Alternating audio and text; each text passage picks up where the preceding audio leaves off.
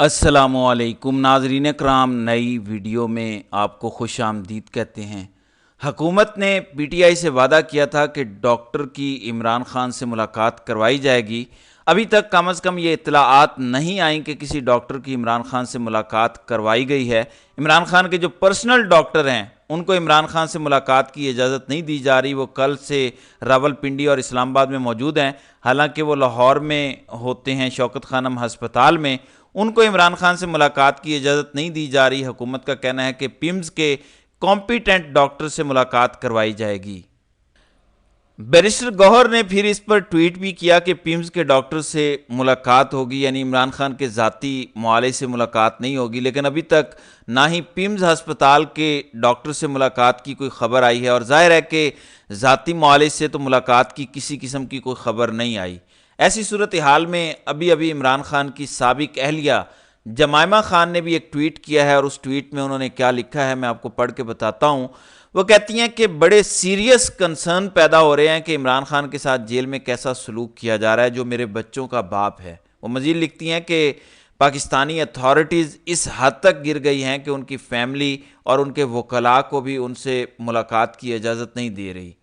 مزید وہ لکھتی ہیں کہ انہوں نے عمران خان کی ساری کورٹ ہیئرنگز بھی پوسٹ پون کر دی ہیں، التوا کا شکار کر دی ہیں۔ انہوں نے عمران خان کے سارے وزٹس کٹ آف کر دیے ہیں، حالانکہ کورٹ آرڈر موجود ہے کہ عمران خان کو ملاقات کرنے کی اجازت ہونی چاہیے، اس کے باوجود انہوں نے تمام وزٹس کٹ آف کر دیے ہیں۔ عمران خان کی ان کے بیٹوں سے 10 ستمبر سے پہلے آخری بار بات ہوئی تھی، اس کے بعد سے ابھی تک عمران خان کو اپنے بیٹوں سے بھی بات کرنے کی اجازت نہیں دی جا رہی۔ اب آپ مجھے بتائیں، عمران خان کے بیٹے تو سیاست میں نہیں ہیں، کیا انہوں نے کوئی بیانیہ بنانا تھا؟ کیا انہوں نے کہنا تھا کہ احتجاج کر لو؟ لیکن 10 ستمبر سے لے کر آج تک عمران خان کو بیٹوں سے بات کی بھی اجازت نہیں دی گئی، یعنی تقریباً 1.5 ماہ ہونے والا ہے۔ ڈیفینیٹلی 5 سے 6 ہفتے ہو گئے ہیں کہ بیٹوں سے بات نہیں کروائی گئی۔ مزید وہ لکھتی ہیں کہ ہمیں یہ رپورٹس ملی ہیں کہ جیل اتھارٹیز نے ان کے سیل کی بجلی بھی بند کر دی ہے، اور ان کو اپنا سیل چھوڑنے اور اس سے نکلنے کی اجازت نہیں دی جا رہی۔ جیل میں جو کک تھا اس کو بھی چھٹی پر بھیج دیا گیا ہے، جو عمران خان کا خدمتی تھا۔ وہ کہہ رہی ہیں کہ کک کو بھی چھٹی پر بھیج دیا گیا ہے۔ اب عمران خان کمپلیٹلی آئسولیٹڈ ہیں، یعنی مکمل قید تنہائی میں ہیں۔ انہیں ایک ڈارک جگہ پر رکھا گیا ہے، اندھیری جگہ پہ انہیں رکھا گیا ہے، اور ان کا باہر کی دنیا سے تمام رابطہ منقطع کر دیا گیا ہے۔ یہ جمائمہ خان ٹویٹ کر رہی ہیں۔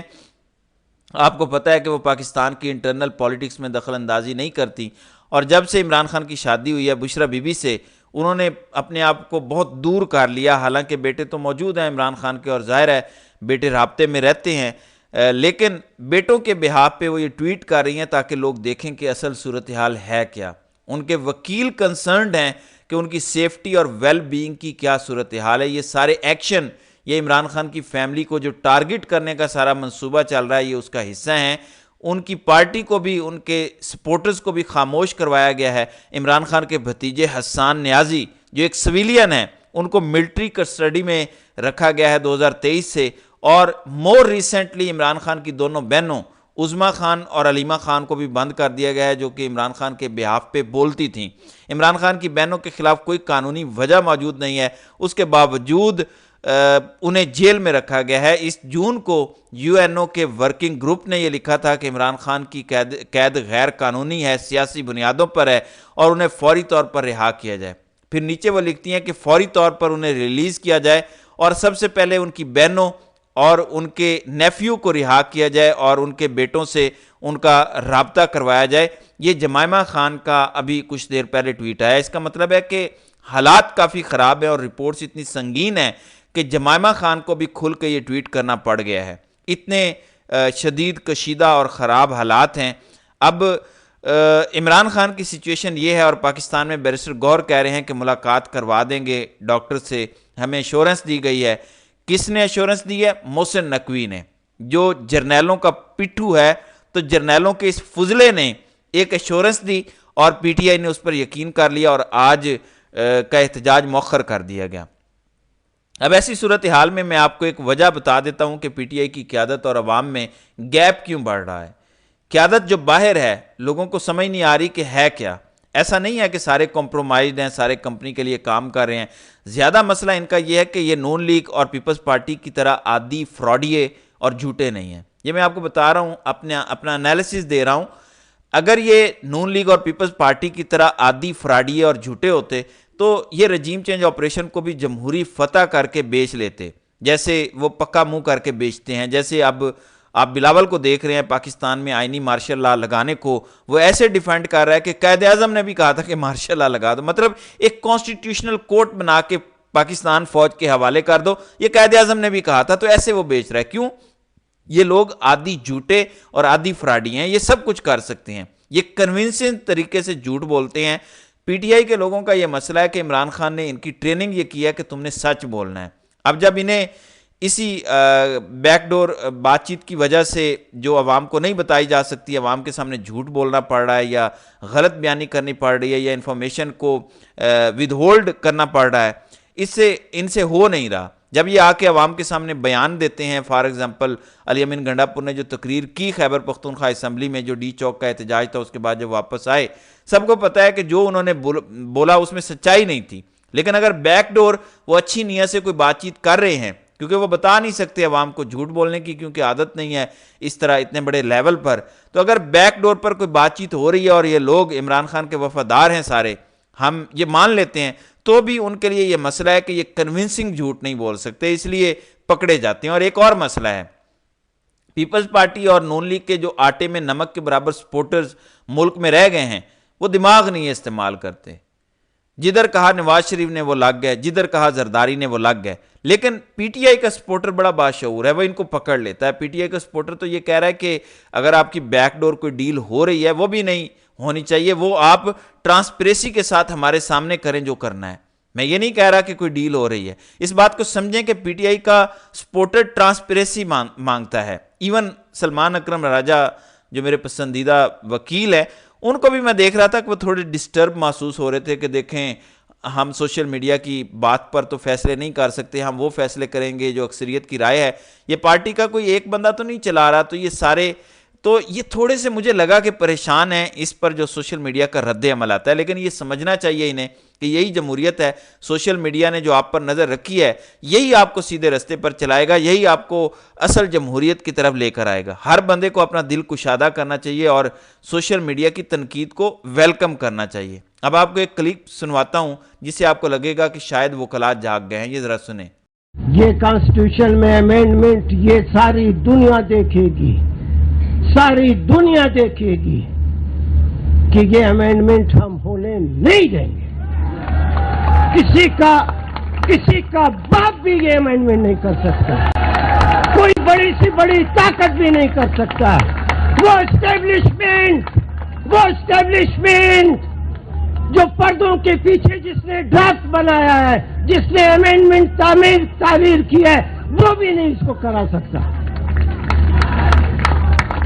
جی، علی احمد کرد نے کہا ہے کہ اسٹیبلشمنٹ ہو جائے، جو مرضی ہو جائے، کوئی بھی یہ ترامیم نہیں کروا سکتا. اس کے ساتھ انہوں نے، جیسے میں نے توجہ دلائی تھی کہ یہ بڑا کہتے ہیں پنجابی جج بڑا ظلم کر گئے، پنجابی جج اسٹیبلشمنٹ کے ساتھ مل کر کام کر رہے ہیں. اب بلوچستان کے ججوں کو جب موقع ملا کہ مسنگ پرسنز کا مسئلہ حل کریں، اسٹیبلشمنٹ کو نتھ ڈالیں، تو وہ سارے لیٹے ہوئے ہیں.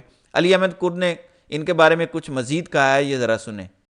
جو آدمی جو بھی جج گیا، کیا فائز عیسیٰ، کیا چودھری افتخار، کیا جمال خان، کیا نعیم اختر،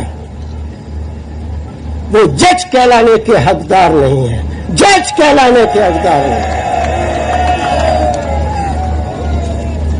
اس لیے آج وقت ملا، آج ہم کو موقع ملا ہے. جی، اس میں انہوں نے بلوچستان کے 4-5 ججز کا نام لے کر کہا ہے کہ یہ تو جج کہلانے کے لائق نہیں ہے. اس میں قاضی کا نام لیا ہے، جمال خان مندوخیل اور نعیم اختر افغان کا، کہ بلوچستان سے جو جج گئے یہ جج کہلانے کے قابل نہیں. علی احمد کرد خود بھی بلوچستان سے ہیں. اب گواہی آ رہی ہے نا کہ مسئلہ پنجابی، بلوچی یا سندھی جج کا نہیں ہے، ہر بندے کے اپنے کنڈکٹ کا مسئلہ ہے کہ کوئی کیسا کنڈکٹ کرتا ہے. دوسری جانب نون لیگ ابھی تک بضد ہے کہ کسی قسم کا کوئی واقعہ پنجاب کالج میں نہیں ہوا. لیکن مریم کے قریبی کیا کہہ رہے ہیں ذرا پڑھیں. رضوان رضی مریم نواز کا ایک قریبی ہے، وہ لکھتا ہے کہ اطلاع یہ ہے کہ Lahore college for women university کے ڈیش کی افواہ کا کچھ نہیں بننا، کیونکہ محسن نقوی کی فیوریٹ ڈین مرکزی مجرمہ ہے. دیکھیے گا کس طرح اس کو مکھن سے بال کی طرح نکالا جائے گا. یہ مریم نواز کا بڑا قریبی ہے, یہ محسن نقوی پر سارا ڈال رہا ہے کہ جو کالج کی ڈین ہے وہ محسن نقوی کی قریبی ہے, وہ اسے بچا لے گی, کچھ نہیں ہوگا. اب ایک بچی نے اس سارے واقعے کی حقیقت بتائی ہے, یہ ذرا سنیں کہ کیا یہ تازہ معلومات ہیں. ہم نے جو ہے دیکھا بھی تھا وہ لڑکی بے ہوش پڑی ہوئی تھی, ٹھیک ہے. اب یہ سین کیسے ہوا تھا کہ وین والا انکل صبح اس بچی کو چھوڑنے آیا ہے بیسمنٹ میں, اور اس نے سب بچیوں کو بھیج دیا اور اس بچی کو کہا ہے کہ آپ نہ رکے, میں نے آپ سے فیس کے بارے میں بات کرنی ہے, اور اسے روکا اور گارڈ کو بلایا اور یہ سب کام مطلب ہوئے ہیں. اور جب پھر اس کی چیخوں کی آواز ایک میل ٹیچر نے سنی ہے, اور پھر اس کا ایک لڑکی نے اس کو دیکھا بھی تھا وہاں پہ کہ وہ بے ہوشی کی حالت میں پڑی ہوئی تھی, اور اس کی کنڈیشن بہت زیادہ کریٹیکل لگ رہی تھی, ٹھیک ہے. اور اس نے اس کی ویڈیو وغیرہ بھی بنائی تھی. تو اس کے بعد اس کو ایمبولینس منگوائی گئی ہے اور اس کو ہاسپٹل پہنچایا گیا ہے, ٹھیک ہے. یہ سب سین ہوا ہے. لیکن پی جی سی والے اور پی جی سی کی پرنسپل مس سعدیہ, میں اس کو مس تو نہیں کہوں گی, سعدیہ اس کا نام ہے, ٹھیک ہے. اب سعدیہ جواد نام ہے, آئی ڈونٹ نو کیا ہے, لیکن سعدیہ اس کا نام ہے. اور وہ اس سارے سین کو جو ہے وہ دبا رہی ہے, ٹھیک ہے. وہ سب کو یہی کہہ رہی ہے کہ یہ فیک نیوزز ہیں, اور ایک بچی نے یہ بات کی ہے کہ میرے پاس پروف ہے, میں میڈیا میں شو کروں گی کہ آپ کے یہ جو ہے آپ اس طرح بچی کے ساتھ یہ ریپ ہوا ہے اور آپ یہ بات چھپا رہی ہیں, میں میڈیا تک پہنچاؤں گی. لیکن جو ہماری ایڈوائزر تھی اس نے اس کا فون پکڑ کے دیوار پہ مار. جی ناظرین اکرام, یہ ہے اصل کہانی. جس کے پاس ویڈیو ثبوت تھا, جس بچی نے اس بچی کی بے ہوشی کی حالت میں ویڈیو بنائی تھی, اس کا فون لے کر ایڈوائزر نے دیوار سے مار کر توڑ دیا. سی سی ٹی وی فوٹیجز ساری ڈیلیٹ کر دی گئی ہیں. تو یہ سب کیوں ہو رہا ہے, اس کا جواب ابھی آنا باقی ہے. تو ناظرین اکرام, آپ کی اس ویڈیو کے حوالے سے کیا رائے ہے؟ آپ اپنی رائے کا اظہار کامنٹ سیکشن میں ضرور کیجیے گا.